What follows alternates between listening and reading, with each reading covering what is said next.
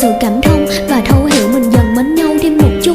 Rồi theo thời gian, ngày qua ngày nhiều dòng tin nhắn cứ tiếp diễn, mỗi ngày một ít yêu thương, trái tim cũng tha dựng sâu xuyên. Rồi mình yêu nhau qua lời nói, qua từng hình ảnh mỗi khi xem những lúc buồn bực, cùng thỏ thẻ chút hết tâm sự mỗi đêm đen.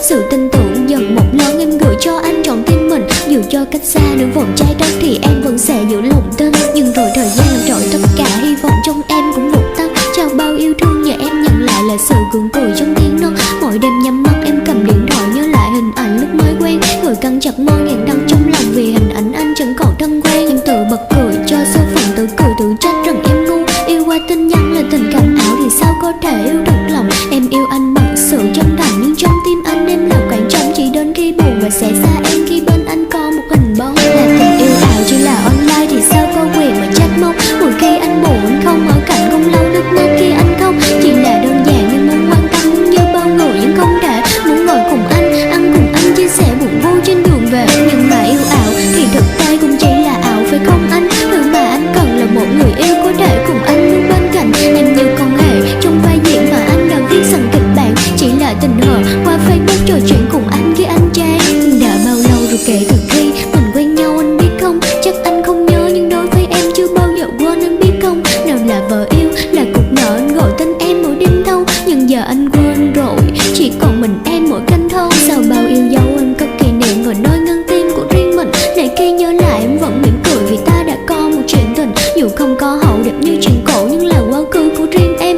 Còn hôm nay tất cả yêu thương đã được gom gọn qua từ là tình yêu ảo chỉ là online thì sao có quyền mà trách móc. Mỗi khi anh buồn em không ở cạnh, không lau nước mắt khi anh khóc. Chỉ là đơn giản muốn quan tâm, muốn như bao người nhưng không thể. Muốn ngồi cùng anh, ăn cùng anh, chia sẻ buồn vui trên đường về. Nhưng mà yêu ảo thì thực tế cũng chỉ là ảo phải không anh? Thứ mà anh cần là một người yêu có thể cùng anh luôn bên cạnh. Em như con hề trong vai diễn mà anh đã viết sẵn kịch bản, chỉ là tình cờ qua Facebook trò chuyện cùng anh khi anh chán. Là tình yêu ảo chỉ là online thì sao có quyền mà trách móc. Mỗi khi anh buồn em không ở cạnh, không lau nước mắt khi anh khóc. Chỉ là đơn giản em muốn quan tâm, muốn như bao người nhưng không thể. Muốn ngồi cùng anh, ăn cùng anh, chia sẻ buồn vui trên đường về. Nhưng mà yêu ảo thì thực tế cũng chỉ là ảo phải không anh? Thứ mà anh cần là một người yêu có thể cùng anh luôn bên cạnh. Em như con hề trong vai diễn mà anh đã viết sẵn kịch bản, chỉ là tình cờ qua Facebook trò chuyện cùng anh khi anh chán.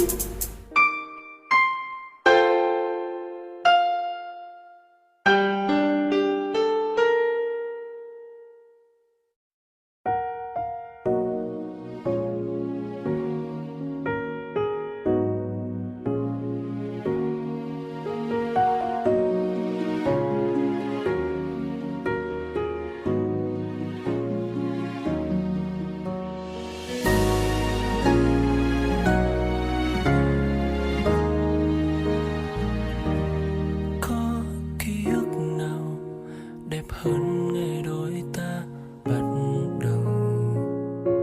Có đớn đau nào nặng hơn ngày mình xa nhau. Có đôi mắt nào buồn hơn bờ mi em tuôn sầu.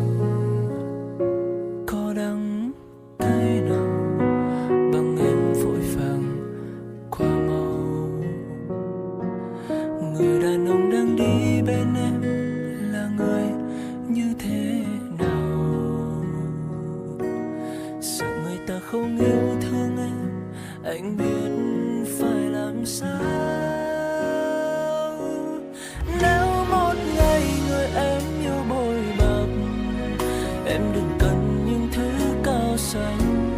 Nếu sau này họ ra đi vội vàng, anh vẫn chờ em sâu muôn màng. Biết em thương người ấy đã rất nhiều, anh hỏi lòng anh có bao nhiêu. Trái tim em giờ đã quen nuông chiều, xin đừng quên ta đã từng yêu.